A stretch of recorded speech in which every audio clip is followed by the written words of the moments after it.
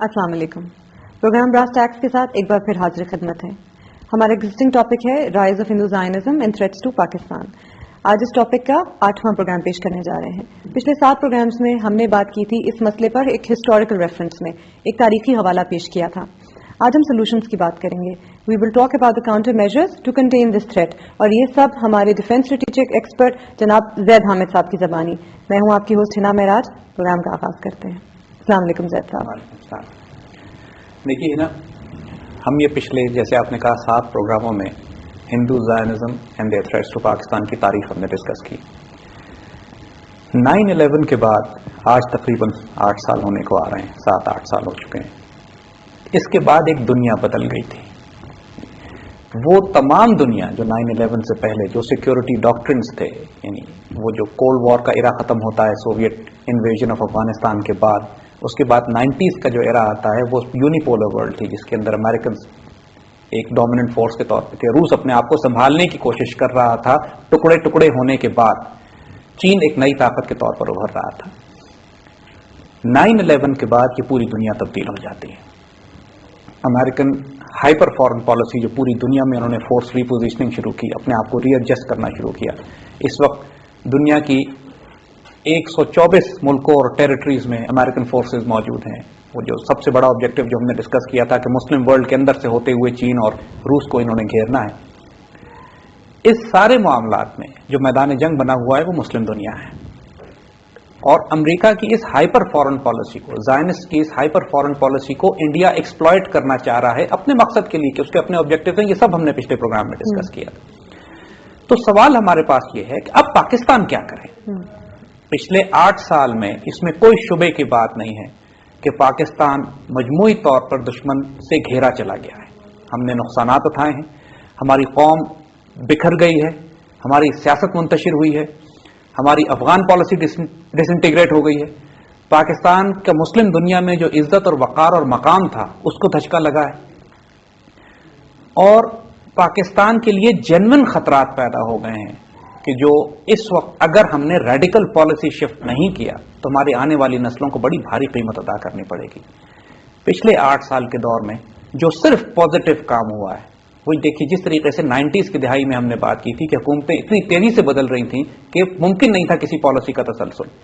इस वक्त हुकूमत तो नहीं बदली, 8-9 साल से हुकूमत तो वही कायम है, लेकिन इस हुकूमत ने कौम की जज्बात की नुमाइंदगी नहीं की।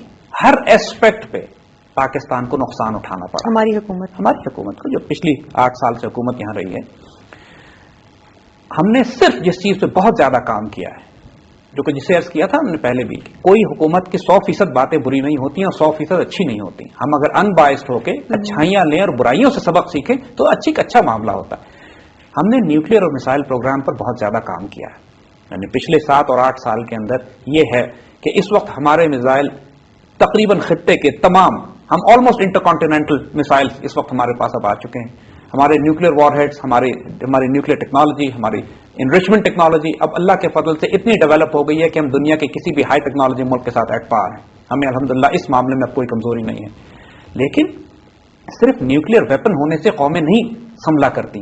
रूस के पास भी न्यूक्लियर वेपन थे, रूस के पास वही न्यूक्लियर इंटरकॉन्टिनेंटल बैलिस्टिक मिसाइल्स थे। लेकिन जब कौम का इखलाकी जवाल आया, जब कौम की मोरालिटी पर जवाल आया, उसके नजरियात डिस्टर्ब हुए, उसकी आइडियोलॉजी डिस्टर्ब हुई, उसकी आइडेंटिटी डिस्टर्ब हुई, उसकी शनाख्त को नुकसान पहुंचा, तो फिर वो न्यूक्लियर हथियार काम नहीं आए, उसको नुकसान पहुंचा।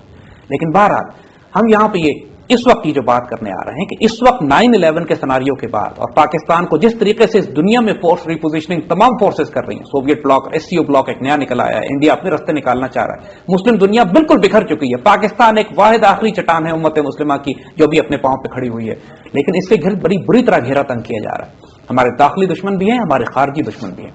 तो अब हम क्या करें? तो इन मामलात को अब हम इस प्रोग्राम में डिस्कस करेंगे। सबसे पहले देखिए, जो बात हम करना चाहेंगे, यहां पे हमारे यहां एक बहस छिड़ी हुई है कि पाकिस्तान में फौजी हुकूमत बेहतर है या सियासी हुकूमत बेहतर है। डेमोक्रेसी आ जाएगी तो तमाम मुल्क के मामलात हल हो जाएंगे, या फौजी हुकूमत मुस्तहकम होगी तो उसका मतलब है मुल्क में आइंदा कोई दिक्कत नहीं होगी और फौजी और दिफाई तौर पर मुस्तहकम हो जाएंगे। एक बात देखिए, बजाते खुद ना फौजी हुकूमत बुरी है ना सियासी हुकूमत बुरी है, उनके अमाल बुरे हैं जो वो करते हैं। एक बात हम आपको बताएं, अल्लामा इकबाल अगर इस कौम के شاعر مشرق بھی ہیں اور حکیم الامت بھی ہیں، تو اس حکیم سے تھوڑا مشورہ لینے میں نقصان کوئی نہیں ہے۔ علامہ اقبال نے ڈیموکریسی کے بارے میں، جو ویسٹرن ڈیموکریسی ہے، اس کے بارے میں علامہ اقبال نے کیا کہا ہے؟ ان کے الفاظ ہیں کہ یہ وہ طریقہ حکومت ہے جس میں انسانوں کو گنا کرتے ہیں، تولا نہیں کرتے۔ علامہ اقبال نے بری طرح ریجیکٹ کیا ہے اس کانسیپٹ کو۔ دیکھیے، اگر چین میں جو حکومت، ڈیموکریسی تو نہیں ہے، وہاں ایک پارٹی کی حکومت ہے، لیکن ایک نظام چل رہا ہے اپنی حکومت کے لیے۔ ایران میں اپنا نظام ہے، روس کا اپنا ایک نظام ہے، سعودی عرب اور بادشاہتوں میں اپنا نظام ہوتا ہے۔ ڈیموکریسی پوری 1400 ہزاروں سالہ انسانی تاریخ میں اور 1400 سالہ مسلم تاریخ میں، جس طرح کی ویسٹرن ڈیموکریسی آج یہ مسلم ورلڈ پہ امپوز کرنا چاہ رہے ہیں، یہ 1400 سال میں مسلمانوں نے کبھی بھی اڈاپٹ نہیں کی۔ ہماری فطرت میں، ہمارے خون میں نہیں ہے یہ اس طریقے سے۔ ہمارے ہاں، ہمارے معاشرے میں درجات ہے، ہمارے معاشرے کے اندر ہر ایک انسان جو متقی ہے، جو صالح ہے، وہ ایک گناہگار کے اور ایک ایسے شخص کے جو دین کے نظریات سے ملحد اور مرتد ہے، ان کی رائے برابر نہیں سمجھی جاتی۔ ہمارے ہاں مسلمانوں میں بھی درجات ہے، مسلمان، مومن، متقی، محسن، صالح، شہید، صدیق، یعنی قرآن بھی درجات بتاتا پھر رہا ہے، اہل ایمان میں بھی۔ ہمارے ہاں تزکیۃ الشہود کا مقام ہے، یعنی گواہی قبول نہیں کی جاتی اس شخص کی کہ جو بنیادی طور پہ جھوٹا تصور پروف کر دیا جائے، کرپٹ ہو، چور ہو، جھوٹا ہو، خائن ہو، خیانت کرتا ہو، اس کی گواہی قبول نہیں کی جاتی۔ مغربی معاشرے میں ڈیموکریسی کے پروسیس کے اندر ہر ایک کے ووٹ برابر ہوتے ہیں، اسلامی معاشرے میں نہیں ہوتے۔ علامہ اقبال نے اسی بات کی وجہ سے ایک نیا کانسیپٹ دیا تھا، اس کو اسپرچل ڈیموکریسی کہتے ہیں۔ علامہ اقبال کی کتاب تو اٹھا کے دیکھیے، reconstruction of religious thought in Islam, جس میں انہوں نے روحانی جمہوریت کی بات کی ہے۔ روحانی جمہوریت وہ تصور حکومت ہے کہ جس کے اندر عوام کی رائے لی جاتی ہے، لیکن ہر انسان روحانی طور پر اللہ کے آگے جواب دہ ہوتا ہے۔ جہاں مسلمانوں کے مال کو، بیت المال کے مال کو خیانت کے طور پر نہیں سمجھا جاتا، خیانت جس میں سیدنا عمر رضی اللہ تعالیٰ عنہ سے بھی ایک بڑھیا سوال کر سکتی ہے کہ ہم سب کو ایک ایک چادر ملی ہے تو آپ کے وجود پہ 2 چادریں کہاں سے آئیں؟ اور سب سے بڑی بات یہ کہ حکمران وقت ذمہ دار ہوتا ہے یہ ثابت کرنے کے لیے کہ اس کے پاس جو دولت آئی ہے یہ کہاں سے آئی ہے۔ اس کو کسی کو نیب کے پاس جا کے کیس نہیں کرنا پڑتا کہ ثابت کیا جائے اس کے اوپر کس نے دولت کہاں سے کمائی ہے۔ حکمران کی اپنی ذمہ داری ہے کہ ثابت کرے۔ سیدنا عمر رضی اللہ تعالیٰ عنہ کو ایک بڑھیا سوال کر سکتی تھی کہ 2 چادریں آپ کہاں سے لائے۔ اگر یہ نظام ہے، اس میں بھی کنسنسس تھا، رائے تھی، مشورہ تھا، شورا تھا۔ مسلمانوں کا نظام حکومت مختلف ہے۔ بٹ آپ کے خیال میں پالیٹکس اور ریلیجن کو کیا الگ نہیں ہونا چاہیے، ہم کو الگ نہیں رکھنا چاہیے؟ یہ ہمارے دین اور ہمارے وجود کا حصہ ہے کہ ہماری سیاست میں ہمارا دین ہو۔ علامہ اقبال پھر یہاں کہتے ہیں کہ جدا ہو دین سیاست سے تو رہ جاتی ہے چنگیزی۔ اگر دین کو سیاست سے جدا کر دیں تو صرف چنگیز خان بچے گا جو قتل و غارت کرتا ہے۔ ہمارے ہاں ملٹری ڈکٹیٹرشپس، جنہیں ملٹری ڈکٹیٹرشپ کہتے ہیں، دیکھیے یہاں کی تاریخ اسلام میں جتنے ہمارے بڑے بڑے ہیرو گزر کے گئے، صلاح الدین ایوبی ہوں، سلطان محمد فاتح ہوں، ٹیپو سلطان ہوں، ظاہراً تو اگر آج کی ڈیفینیشن سے دیکھیں تو وہ ڈکٹیٹرز تھے، لیکن انہوں نے امت مسلمہ کی جو خدمت کی، جو کام کیا۔